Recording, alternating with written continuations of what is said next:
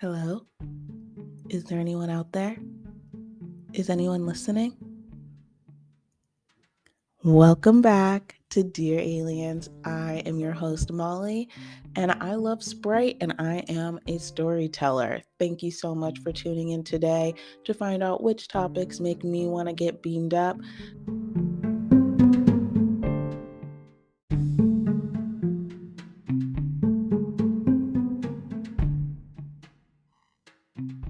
At the top of our deck today is conspiracy theories. And this is actually quite relevant, especially with everything that's happened in the world recently. So we just lost our good girl Lizzie, resident colonizer, the queen, as some like to call her. And we know that the queen and the royal family, they are the center of so many conspiracy theories. But I think my favorite one about the royal family is that the Queen of England is a lizard, because I believe it. There's no way the old girl just lived for this long, ruled for this long, and isn't a lizard. There's no way I don't believe that. That is a conspiracy theory that I believe could be proven maybe one day in the future. Fingers crossed, hopefully. But that's the thing about conspiracy theories. You have the ones where it's like the Queen of England is a lizard, there's aliens out there. Let's talk about Area 51. How many conspiracy theories come out about Area 51 in a year? And the government tried to get people to stop talking about Area 51 by telling everyone, hey guys, here are the files, read them, nothing shady's going on. When someone has to tell you that nothing shady is going on, doesn't that just make you feel like something is going on and it 100% is shady? Area 51 conspiracy theories, let's look into that. Maybe we should have done what Little Nas suggested and have stormed Area 51 to find out what's really going on inside. Because our government, they might be the source of these conspiracy theories, and I feel like they hold a lot of the truths, such as the conspiracy theory of, did we ever go to the moon? And there are people out there saying, no, we never went to the moon. It's video, it's special effects, and I don't really know how we can prove this otherwise than maybe sending the non-believers to the moon. Just a thought, just a thought. We'll bring them back. We're not saying we have to leave them there, but I don't know how else we're going to prove that we actually went to the moon unless we send them there. I I do not need to go. I don't really care whether or not we were on the moon. But space travel isn't for me. There are some people who would love to go to Jurassic World, Jurassic Park if it was a real thing. There are some people who want to go to space and they become astronauts. I am neither of those people. I am content. You know what my dream location is? Think of a sky zone like a trampoline park, but all pillows, like Tempur-Pedic, like just the softest, comfiest place ever. You walk in, you get handed a pair of headphones, a blanket or a robe.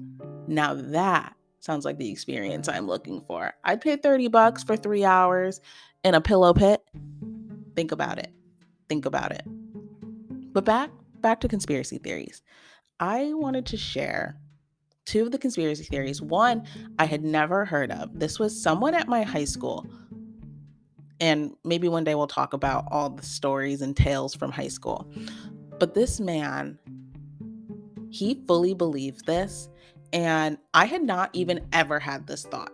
So I went to school with someone who 1000% believes that the megalodon, that massive prehistoric shark whale creature, is still alive and it's living underneath the ice in Antarctica.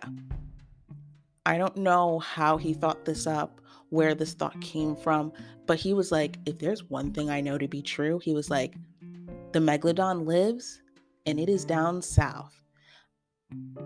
I don't know how, I feel like we would have found it, but at the same time, I hear that we've only discovered like 25% of the ocean. So, he could be right. I don't know what he saw. He's been on many vacations. Maybe he saw something we didn't, similar to the people who may or may not have seen the Loch Ness Monster, Sasquatch, any of those creatures out there.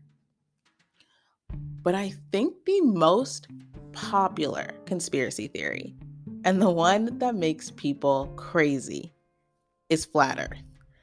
And I just want to dive into it for a moment because when we think of the normal flat earther, we might think of like someone a little bit kooky who might be wearing a fishing hat and is definitely going to a flat earth convention. But I have heard, and maybe this is a conspiracy theory as well, a conspiracy theory wrapped up in a conspiracy theory.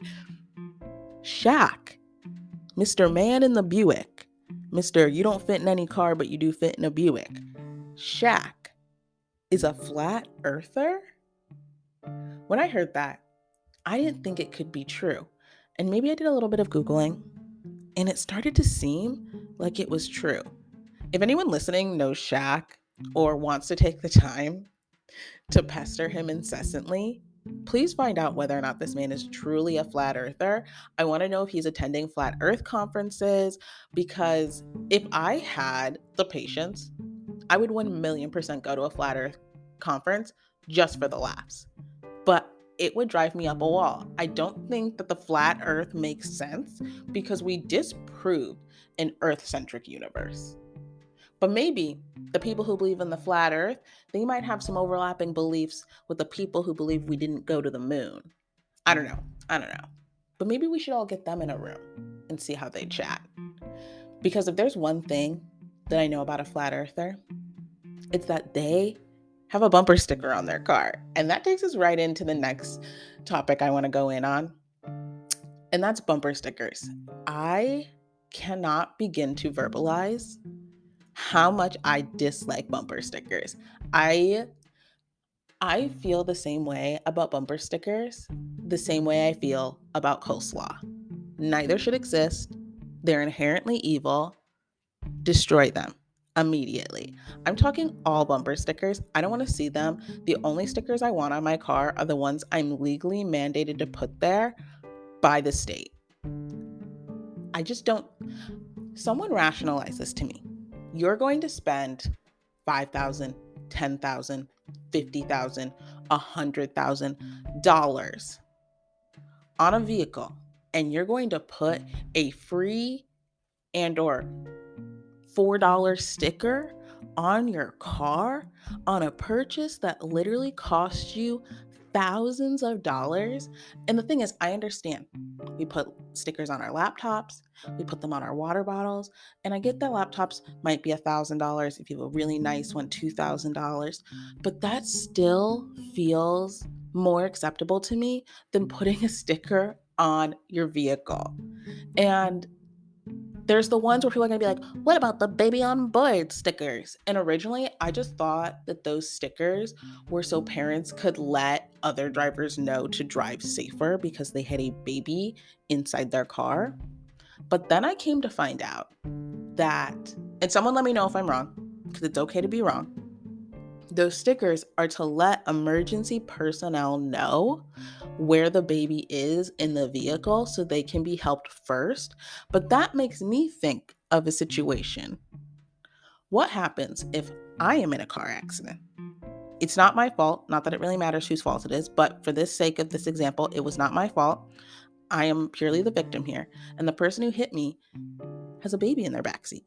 Does that baby get medical treatment before I do because they're a baby? Is there a hierarchical mandate for who gets helped first? Is it based on age? Is it based on wellness? These are actual genuine questions. If anyone knows the answer to this, please let me know, because now I'm concerned about being helped in a timely manner if I needed help.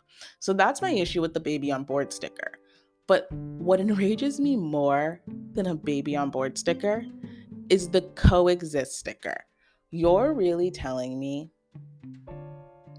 that I just feel like if you have a coexist sticker on your car, you think that you're actually bringing about or helping contribute to world peace. You are not. A coexist sticker, it really does not mean anything. And I don't want anyone to compare it to like a Black Lives Matter or like support, like if you're supporting a cause. I just find the coexist sticker to appear incredibly performative. I just don't feel like it's doing what it thinks it's doing. I feel like the branding and the marketing of the purpose is off. And it's not just the coexist sticker on cars. I think it's the coexist sticker overall.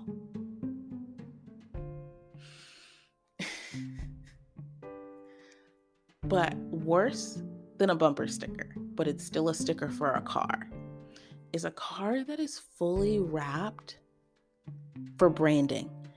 Someone driving around in a Dippin' Dots car, having to drive around in a car that looks like the Target ball. Oh my Lord. Is the person inside that vehicle getting paid to drive around in that? Because I could not. I would find that humiliating. I would actually rather ride the bus than have to drive around in a fully branded car and have everyone on the road be looking at me, because that's the point. And the thing is that everyone is looking at you. Does that mean you have to drive better? So now it's like you have the world's largest bumper sticker. Your entire car is basically the bumper sticker, and everyone is looking at you. That is not the most amount of pressure to be the world's best driver. And I just don't want to live up to those standards. I like driving fast, and that's about it, because I don't really break any other laws, but I definitely do drive fast. But before I completely deviate, I do want to give a shout out.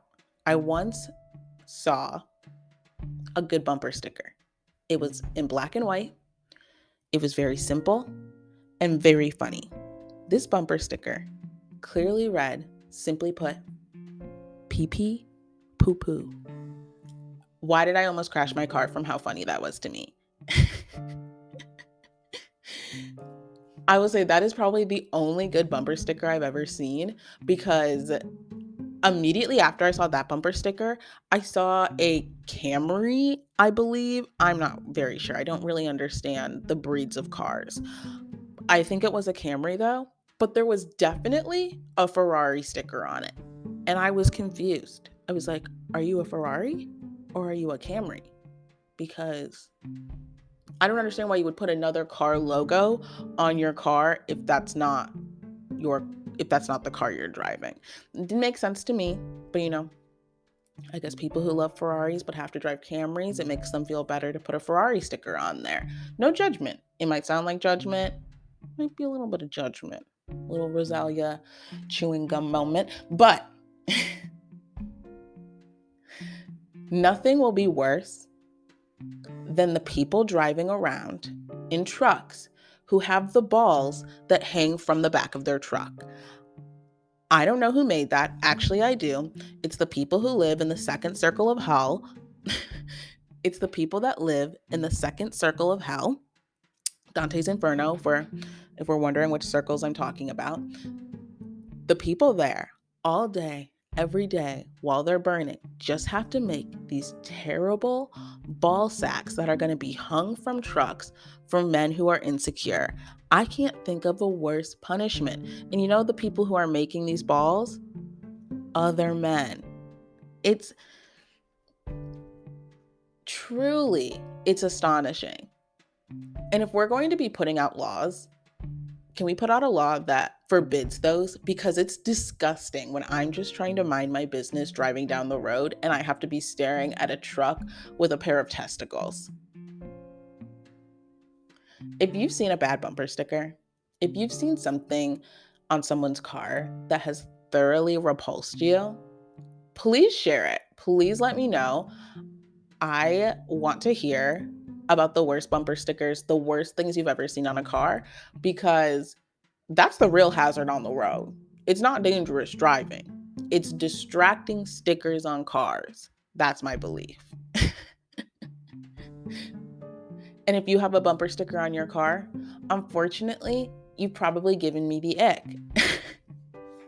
And that's the last thing I want to talk about today. Icks, red flags, and green flags. So there's a difference between an ick and a red flag. I think that an ick is something that you see, like it's a one off moment, like you have really no connection to that person or you're still getting to know them. And you see something that they have or something they do, and you're like, that just gave me the ick. And now I no longer have a crush on you. Versus a red flag, I feel like, yes, you can see red flags in people who you don't know or you aren't in a relationship with, but red flags to me are deal breakers. Those are things that if I see it, it's just, we've just gone to a place of absolutely not. No discussion is needed. It's canceled. No longer am I looking for this subscription. Blocked. So I thought I might just run through. I did a poll. So I asked some people, what's the worst ick you've ever seen? What are some red flags? And I wrote a few of my own as well. So I thought I would share them with you. So the first one, this is my personal ick, but it's also a red flag. Because if you somehow sneak this past me and I don't know, and I find out later on, it will not lessen my repulsion. That is wearing a fedora or a Newsies cap. If you have a fedora, if you're listening to this and you own a fedora, I want you to, first of all, don't stop listening yet. I want you, while you're listening, to go find a bucket, throw 6 sheets of paper in there, crumble up the sheets of paper. I want you to go find a match, throw the match in the bucket, light all that paper on fire, maybe add some kindling, maybe some wood. If you have a full-blown fire pit, let's get out to that fire pit. Throw that fedora in there. Burn it. I'm not kidding. Legitimately, burn your fedora, burn your Newsies cap. I don't ever want to see it again. If you're like, but I need a hat, put a bucket hat on. Put a sports cap on. But don't ever put a fedora on your head. There's never a reason to be wearing a fedora. Another red flag. We're going to go straight into red flags for a moment. A red flag for me is men who know their entire astrological chart. If you know your sign, your moon, if you know everything about your chart, I'm gone. I'm disappearing. This is over. Because how many hearts have you broken? And why are you literally a psychopath? That's just what knowing your entire astrological chart as a man tells me. That's all I need to know. If you are a man out there and you know it, and a girl, if anyone ever asks, oh, do you know your chart? Just say no. Have someone literally sit there and walk you through it and play dumb rather than owning up to it. I think that's the best advice I can give. And that, I think, goes hand in hand with my next red flag, men who don't believe in therapy. If you don't believe in therapy, it's not going to work, because unfortunately, I will just believe you're not emotionally mature nor there, because therapy helps. Everyone should go to therapy. If you're not in therapy, please go to therapy. If you cannot afford therapy, I totally understand. And maybe, hopefully one day we can find the resources so therapy can be free, because everyone should be able to feel heard, have a moment to talk about themselves, because I think it would make us happier as people. The second to last red flag that I have is when you go over to, let's just say, a man's house, because I just don't think a woman would ever do this, or a non-binary person would ever do this. This just feels very specific to men. You go over to their house and their mattress is on the ground. And it's not like, oh, their mattress is on the ground for this week or this month because I'm waiting for my bed to arrive. No, their mattress has been on the ground for the past 6 years. And you can tell. You can tell. Don't try to lie. Don't try to say, oh no, I broke my bed. I know that your mattress has been on the floor for the past 6 years. You cannot convince me. And that's a red flag to me. Get a bed frame. Or just I don't know, get some cement blocks. Just elevate that bed a little bit. Because I'm thinking about the bugs. I'm just thinking about how bugs could just and I'm out. But the last red flag I want to bring up is men who go paintballing for fun. This was submitted to me by someone I know, but I couldn't agree more because I feel like men who go paintballing for fun, it's just simulation war. I just feel like it's Sims for men in a war style version. Absolutely zero stakes, but they still get that high of being like, ooh, like macho. Like, I just, when you have a very good male friend who hides in the woods while you're driving 8 hours to visit them, and then the second you get out of the car, they shoot you because they thought it would be funny, but they're also trying to flirt with you, I'm out. Thank you, but no thank you. Before we jump into green flags, I want to go through a couple of icks that were submitted. So one of the icks that someone submitted to me was men who want to play Battleship. And that's really funny to me because I hadn't thought about the game Battleship in years, but it kind of just reminded me of the paintballing for fun red flag, because it's just like you just want to destroy. You want, like, once again, we're in like a war simulation. And to me, I was raised, I'm pretty sure, by a pacifist, which makes me a pacifist.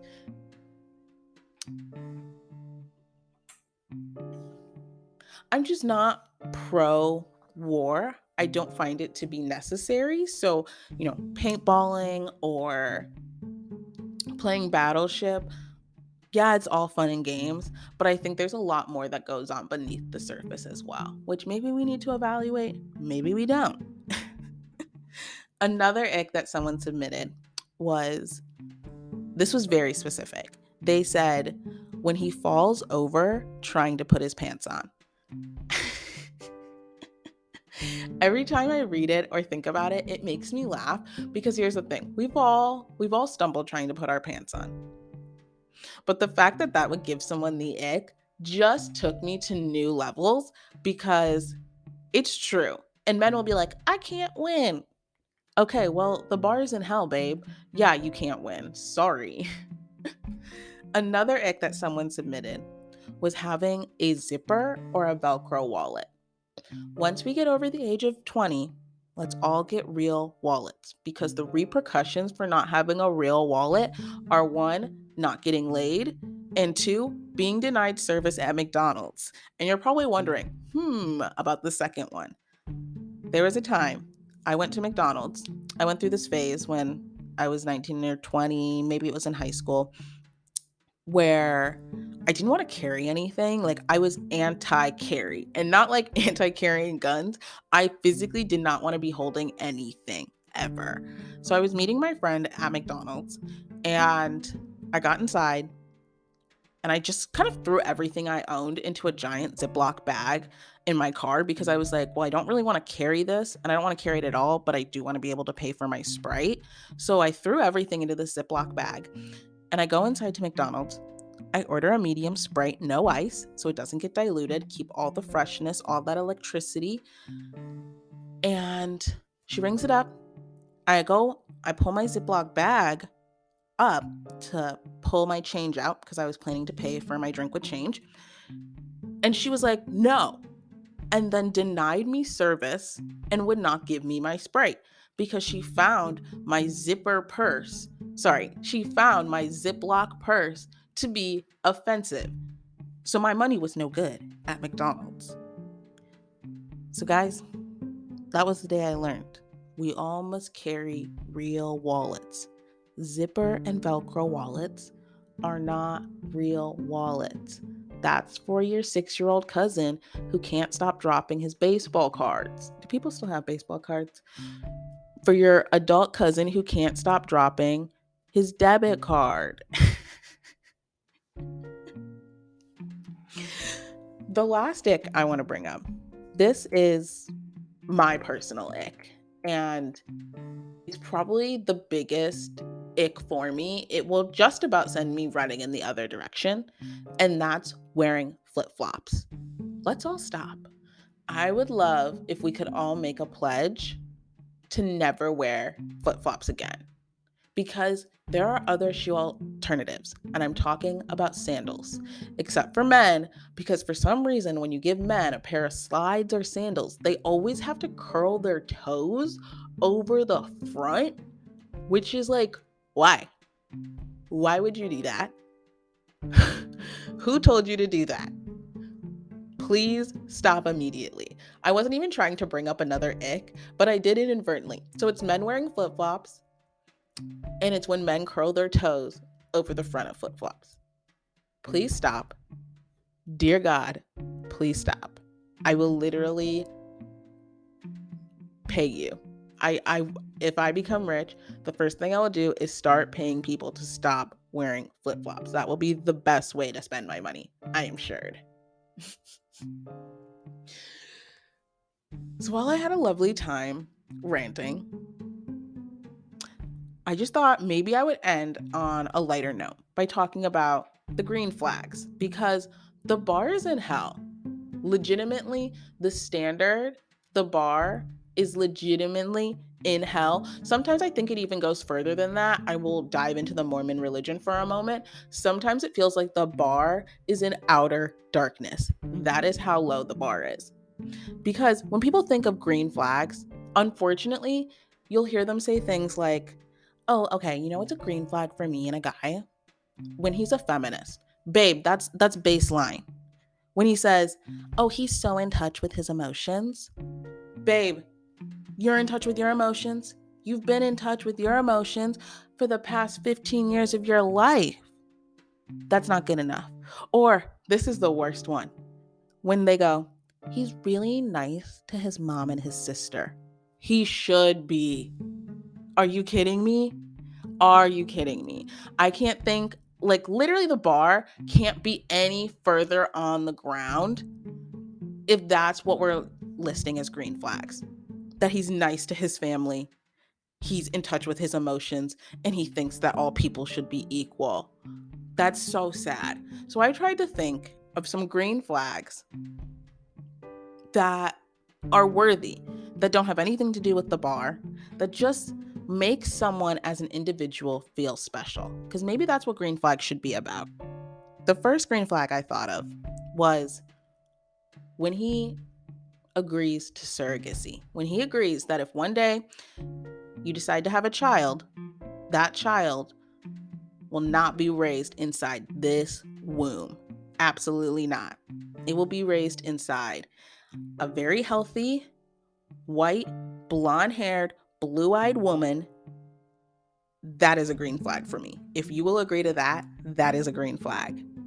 A second green flag is when he abides by the food tax. You're probably wondering, what's food tax? It's the tax that whenever you come to my home, you bring a snack. You can bring a snack for yourself, but also bring a snack for the host. The host is going to give you a snack, but it's, never come to a home empty-handed.